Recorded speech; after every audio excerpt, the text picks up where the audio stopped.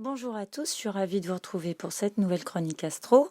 Je m'appelle Stéphanie et cette semaine, je vais vous parler de la prochaine nouvelle lune qui se tiendra dans le signe de la Vierge le 30 août prochain à 12h53, heure de Paris. Cette nouvelle lune, à bien des égards, est un beau cas d'école, et dans tous les sens du terme, car d'une part, elle présente des figures limpides à étudier pour les astrologues en herbe, et d'autre part, les énergies qu'elle nous présente nous poussent vraiment à nous remettre au travail de toutes nos forces. Nous y voilà, nous sommes à quelques jours de la rentrée scolaire et un peu à l'image d'un enfant qui, rassasié de farniente, s'ennuie à la fin des grandes vacances et prend plaisir à remplir son cahier de texte. Il écrit son nom sur la première page, ainsi s'il le perd, il pourra espérer qu'on lui rapporte. Il vérifie aussi ses fournitures scolaires pour être sûr qu'il ne manque rien et trépigne d'impatience, enfin, parfois la boule au ventre, à l'idée de ce nouveau départ et à son échelle de cette nouvelle vie. La nouvelle lune qui s'annonce est la dernière de la saison estivale avant le grand rush de la rentrée. C'est le retour des bouchons, des chaussures fermées et des coiffures ordonnées. Nous quittons l'été. Symboliquement, la saison du lion est celle où l'on se reconnecte à notre enfant intérieur, qui aime prendre du bon temps, dormir plus longtemps, s'amuser, se faire plaisir avec les siens. Et ces dernières semaines ont été particulièrement propices pour la plupart d'entre nous, aux réunions de famille, au repos, et même pour ceux qui ont travaillé au mois d'août, ils ont pu apprécier une cadence de travail allégée, comme ralentie, plus tranquille. Mais la nouvelle lune du 30 août parle déjà de la reprise, même si on n'est pas encore au mois de septembre. Et cycliquement, après la saison du lion, vient celle de la Vierge. Travailleuse, organisée, chaque année c'est pareil. Mais toutes les rentrées ne se ressemblent pas, et certaines sont plus faciles que d'autres, et celle qui s'annonce sera en 2 mots, chargée mais confuse. Comme si malgré tous nos automatismes on était à côté de la plaque. Comme si le sens de la vie n'était pas celui que l'on croyait. Attention, je n'incite personne à larguer les amarres. C'est juste Neptune qui me fait dire ça. Il est à nouveau très fort et brouille les pistes. Et ça, c'est pas tous les ans pareil. Neptune est une planète si lente que nous ne vivrons pas 2 fois ce transit dans notre existence. Pourtant, les énergies de cette nouvelle lune du 30 août nous inciteront particulièrement à aller de l'avant.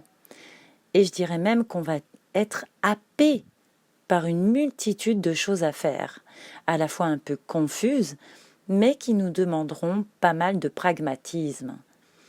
Et du fait de ce transit unique, tous ces efforts organisationnels auront pour but de nous préparer avec minutie à faire face à des situations bien plus complexes dès la fin de l'année.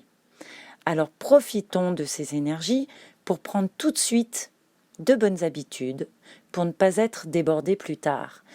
Car la Vierge est aussi très douée pour anticiper.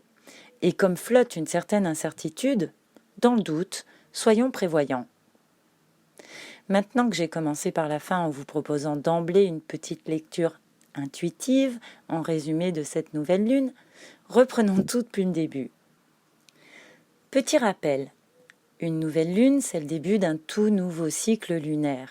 C'est le moment où la lune arrive sur la même longitude que le soleil. Et sur le plan symbolique, c'est le moment où nos besoins se synchronisent avec nos envies, où notre conscience est en phase avec notre inconscient. Et chaque nouvelle lune est le moment le plus propice pour commencer quelque chose de nouveau, en lien avec le signe où se passe cette conjonction lune-soleil.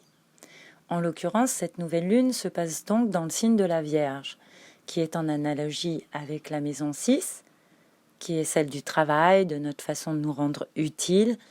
C'est aussi celle de la santé, du moins de la façon dont nous prenons soin de nous. Et enfin, c'est celle des petits animaux domestiques. La Vierge est un signe de terre féminin, mutable, et Mercure en est la planète maîtresse. Pour moi, le mot qui colle le mieux à ce signe est discernement. car Mercure est résolument tourné vers l'intellect. Et il dote les Vierges de grandes facultés de synthèse et d'une rapidité de compréhension supérieure aux autres signes, et tout spécialement aux autres signes de terre. C'est pourquoi ils ont la capacité d'analyser avec finesse et vitesse chaque situation. Les signes de terre sont orientés matière, ils ont besoin de résultats tangibles, ils ont vocation à voir le côté pratique en toute chose. Tous les signes de terre sont féminins, donc réceptifs, et portent en eux cette fertilité vouée à faire croître et germer pour nous nourrir. Enfin, la Vierge est un signe mutable qui fait la transition entre deux saisons. Et en cette fin d'été, on récolte, on trie le bon grain de l'ivraie, on prépare les réserves d'aliments qui nourriront tantôt les hommes, tantôt les bêtes. Et pendant cette période mutable, eh bien on se prépare à s'adapter à la saison prochaine, moins fertile, où l'on aura à être plus solidaire en balance, et aux autres aussi d'ailleurs. Au moment de cette nouvelle lune du 30 août, nous aurons 8 planètes en signe de terre. Sur 10, c'est beaucoup, pour ne pas dire énorme. Nos préoccupations seront donc essentiellement matérielles et pratiques. C'est pourquoi nous serons résolument enclins à nous remettre au travail. Et je rajouterai aussi à être productifs, très organisés et méthodiques. En tout cas, si nous rechignons à développer ces qualités, les situations pourraient bien nous y obliger. Nous avons une seule planète en signe de feu. L'enthousiasme symbolisé par cet élément ne risque pas de nous emmener trop loin. Autrement dit, autant au mois d'août on était partant pour tout, autant là, peut-être faudra-t-il nous forcer un peu pour enclencher la machine. Pareil pour les signes d'eau. Une seule planète. La perspective de récolter visiblement le fruit de nos efforts l'emportera sur le désagrément émotionnel que cette période nous coûtera. Autrement dit, on laissera de côté nos incertitudes, nos ressentiments pour notre évolution et donc tenter quelque chose de significatif. Enfin, aucune planète en signe d'air indique que l'heure ne sera pas à intellectualiser, ni à échafauder des plans sur l'avenir. Tout se passera dans le moment présent et individuellement. Chacun saura sans réfléchir ce qu'il aura à faire. En l'occurrence, cultiver sa vie comme une fleur, avec méthode et organisation, sans réfléchir, sans chercher à être original ni parlementer. Il n'y a pas 150 façons de faire pousser une plante. Il faut de la terre, de l'eau, de la lumière, des nutriments et de la patience. Enfin, en l'absence de signes d'air, physiologiquement, on peut être si occupé à faire des choses utiles qu'on peut manquer de temps pour souffler, pour respirer. Alors, obligeons-nous, plusieurs fois par jour, à inspirer et expirer pour irriguer nos cellules en oxygène. Sinon, on risque l'épuisement et la suffocation, bien sûr. À présent, étudions les modes. Petit rappel, en astrologie, les modes sont en rapport avec les saisons. Le mode cardinal correspond aux signes qui amorcent les saisons. Le bélier amorce le printemps, le cancer l'été, la balance l'automne, le capricorne l'hiver. Les natifs des signes cardinaux sont ceux qui vont facilement de l'avant, qui amorcent les changements, qui entreprennent. Le mode fixe correspond aux signes qui stabilisent et installent les saisons. Le taureau installe le printemps, pour de bon, le lion l'été, le scorpion l'automne et le verseau l'hiver. Ils ont vocation à résister aux changements pour sécuriser et protéger. Ils sont très déterminés, mais en contrepartie, les natifs des signes fixes sont réputés être têtus. Et enfin, les signes mutables dont j'ai déjà parlé nous permettent de nous adapter aux changements quand le vent tourne. Le Gémeaux, la Vierge, le Sagittaire et le Poisson ont le gros avantage d'être adaptables, mais l'inconvénient d'être un peu instables. Et pour en revenir à notre nouvelle lune du 30 août, nous aurons 7 planètes sur 10 en signe mutable. Il sera résolument question de préparer l'avenir. Avec 2 autres planètes en signes cardinaux, nous aurons à prendre l'initiative de faire les choses par nous-mêmes et pour nous-mêmes. Et enfin, une seule planète en signe fixe nous donnera la direction, le cap à tenir, l'objectif à verrouiller. Pour finir cette première lecture, regardons la polarité féminin-masculin. Lors de ma dernière chronique, nous avions vu que tous les signes de terre ainsi que tous les signes d'eau sont féminins, donc yin, et que tous les signes de feu et d'air sont masculins, donc yang. Les signes yin sont réceptifs, passifs et fertiles, et les signes yang sont émetteurs et actifs et impulsifs. Depuis plusieurs lunaisons, nous étions enveloppés d'une énergie yin. Puis, à la dernière pleine lune, juste pour une quinzaine de jours, nous avons basculé en yang. Nous avons pu nous sentir pousser des ailes. Nous avons, pour la plupart, eu envie de faire des choses, de nous lâcher. Eh bien, d'est en toute, les énergies redeviennent largement yin, avec 9 planètes sur 10 en signe féminin. Oui, 9 planètes sur 10. Le yin dominant favorisera l'intériorité, puisqu'il est symboliquement la nuit, la partie noire du symbole qui s'enchevêtre parfaitement avec le yang. Lors d'une période si puissamment sous l'égide du yin, inconsciemment, nous tendons à nous ancrer, à nous stabiliser émotionnellement, et dans la matière aussi. Le yin parle de consensus, de douceur, de secret. On ressent, on absorbe les ambiances sans chercher à nous imposer. C'est l'indice d'une grande fertilité et la promesse d'une naissance, d'un renouveau à venir. Et je ne peux que vous encourager à être dans l'observation de ce qui se passe et de laisser venir sans chercher à forcer ni les gens ni les situations, et à être dans la subtilité, dans la finesse et donc dans le discernement, tout comme la Vierge nous y invite encore. Tout se recoupe. Maintenant, regardons enfin la carte du ciel pour ce 30 août. Alors j'ai commencé cette chronique en disant que cette nouvelle lune était un cas d'école. Et en effet, les aspects que présente cette carte du ciel recoupent à eux seuls tous les aspects majeurs possibles, et plusieurs aspects composés très significatifs en astrologie. Nous avons un stellium, un magnifique grand triangle en signe de terre, un carité, presque un cerf-volant, des oppositions, des sextiles. Cette nouvelle lune est le paradis des astrologues fouineurs et insatiables dont je fais partie. Alors commençons par le stellium. Un stellium est un amas d'au moins 3 planètes en conjonction qui fusionnent leurs énergies, leurs forces.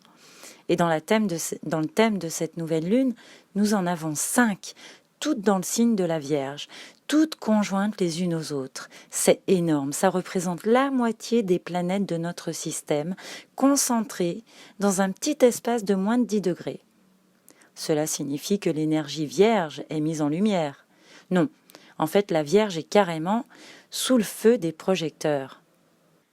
Comme c'est le cas chaque année à cette période, mais avec cette année un petit plus qui s'appelle Mars, car il lui faut 2 ans pour parcourir le zodiaque. Et sa présence ici pèse, car il active encore plus cette énergie vierge. Mais cette période de l'année rime toujours avec une tonne de choses à penser, à prévoir, à faire, à organiser et à payer. Et si on manque d'organisation à cette période, on devra redoubler d'efforts par la suite. Et le fait qu'il y ait autant de monde dans ce signe, pour cette nouvelle lune, est un soutien considérable, mais c'est aussi l'indice que ce soutien est à la hauteur des besoins à venir. Autrement dit, qu'il y a de quoi s'inquiéter, car si la Vierge prend soin de tout prévoir, c'est parce que l'inquiétude est son moteur. Le Soleil, la Lune, Mercure, Vénus et Mars sont tous réunis, et ce sont des planètes dites rapides et personnelles qui cadencent le zodiaque au jour le jour. Le soleil dans la Vierge fait prendre conscience qu'il faut assurer nos arrières.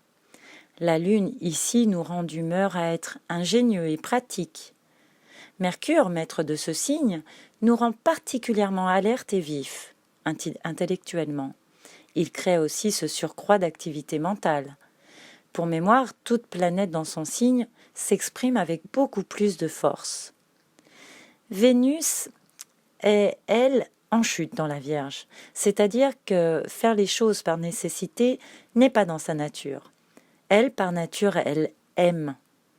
Mais, soutenue par les énergies de tout ce beau monde, elle va justement nous donner un peu de cœur à l'ouvrage.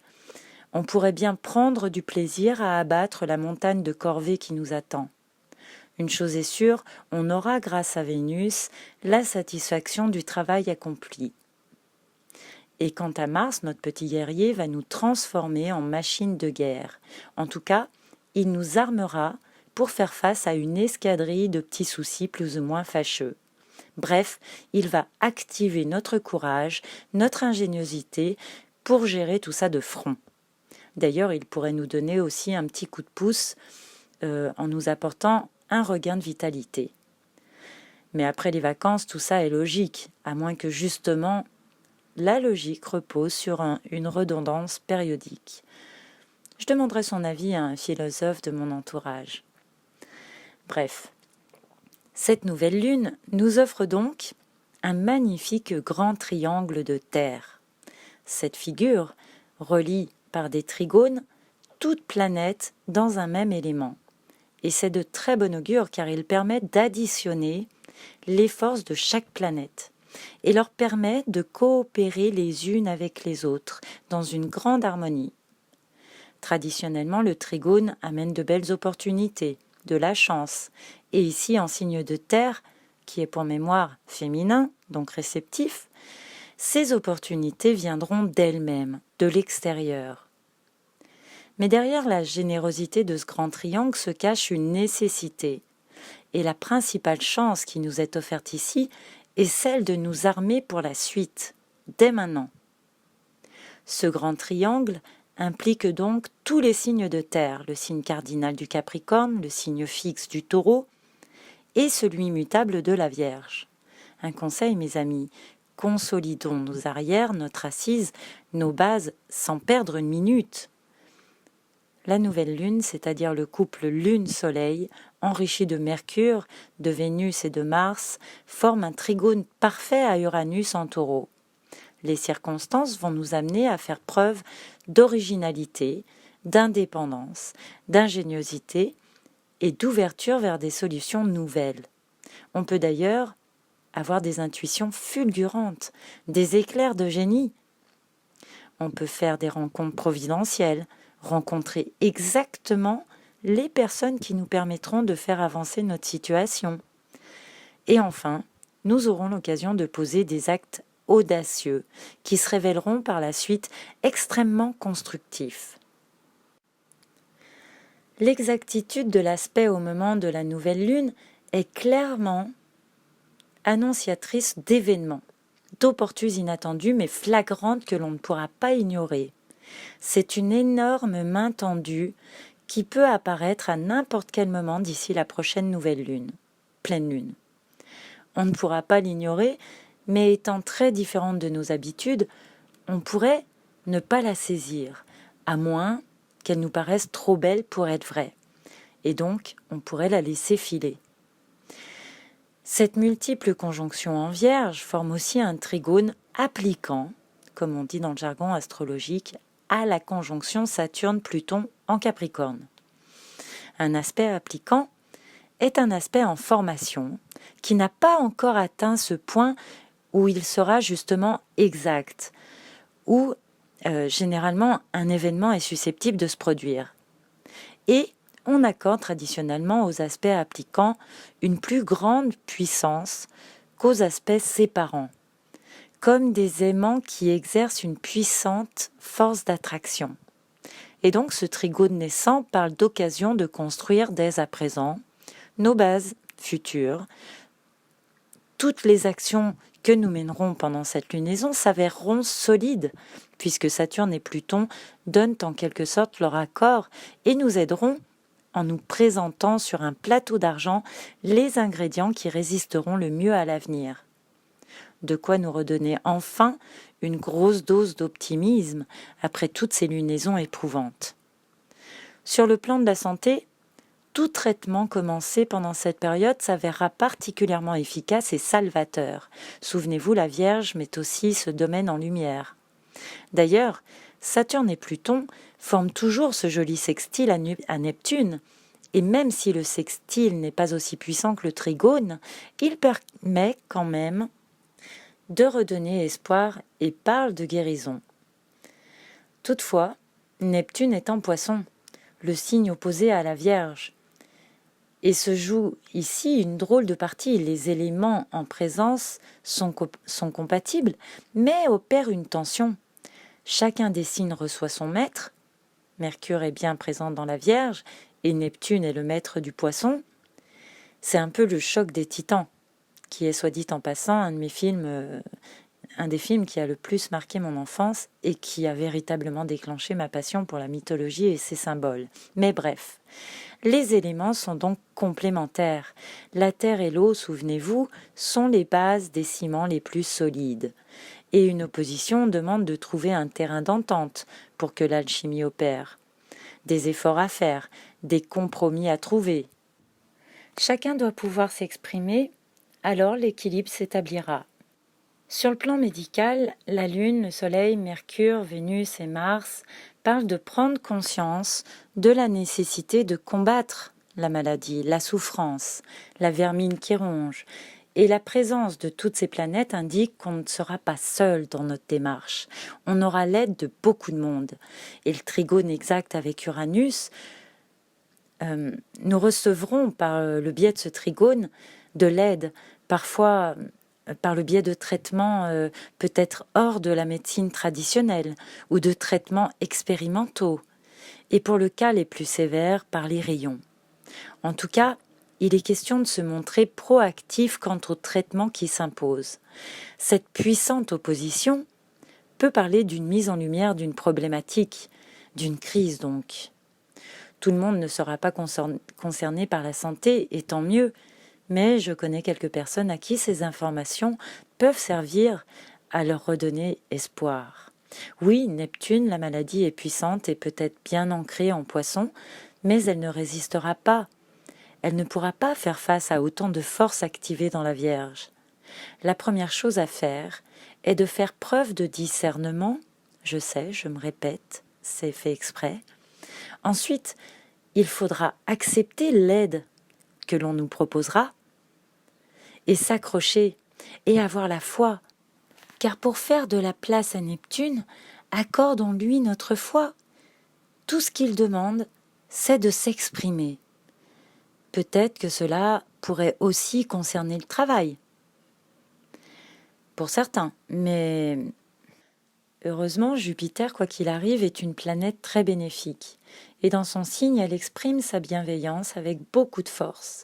Et au moment de cette nouvelle lune, Jupiter forme aussi un joli petit aspect, un semi-sextile à Saturne et Pluton, qui pourrait bien nous sauver la peau et nous permettre de comprendre notre intérêt à lâcher prise.